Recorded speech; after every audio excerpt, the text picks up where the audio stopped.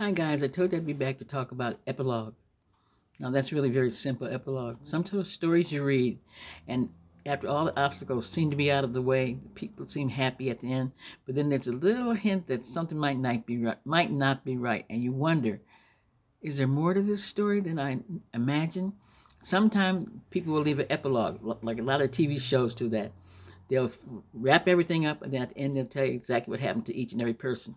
Well, epilogue can lead to a sequel, or it can just satisfy any unanswered questions that you have in the story. Like, say the boy and girl were happy at the end, and they moved off to a mountain cabin, but then there's a shadow of something in the woods. Okay, you wonder, okay, what's going on here? What's going to happen to them? Are they going to be happy, or something else going to come along? That's the epilogue. It can lead you into another story, or it can settle all your ancestor questions. Like, say at the end of the mystery, the man was caught, and then they'll come back with the epilogue and say so and so was sent to prison. He was in there for 10 years, and he got out and he changed his life and he became a valuable citizen.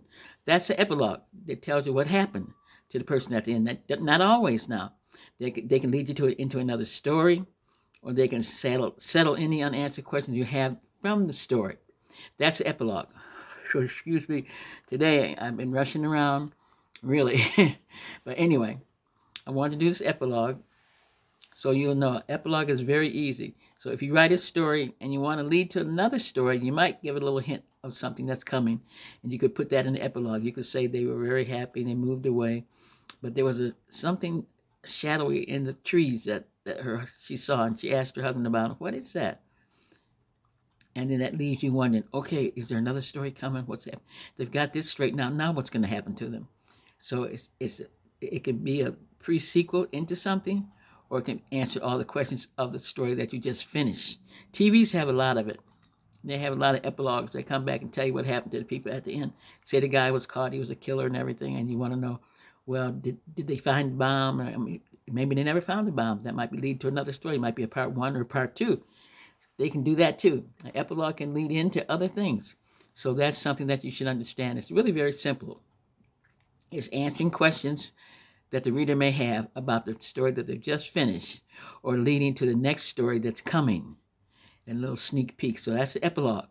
They're good to have. I think I used a couple of them in my stories too, epilogue, where we found out that something was coming that might upset the plans that they had, that we had just finished going through.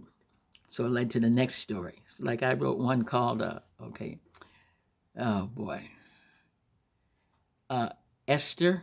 I wrote a story about Esther. Then I wrote the sequel to Esther, which was, oh boy, it's been so long. I've written so many novels.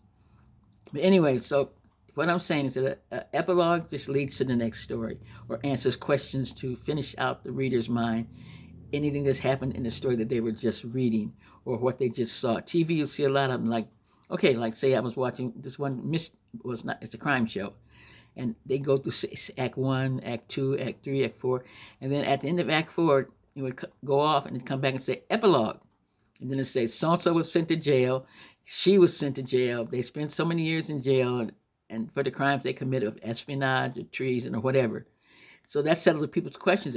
Even though they were caught at the end, we wonder what happened to them. So it tells us exactly what happened to them. They both went to prison for treason, espionage. So we know all of what happened to those people in the story that we just saw. So an epilogue is it can lead to a pre-sequel of something that's coming, or answer the end of the questions the reader may have about the story they just finished reading. So that's epilogue. It's really very simple. A lot of writers use it, and there's nothing wrong with it. I think epilogues are great.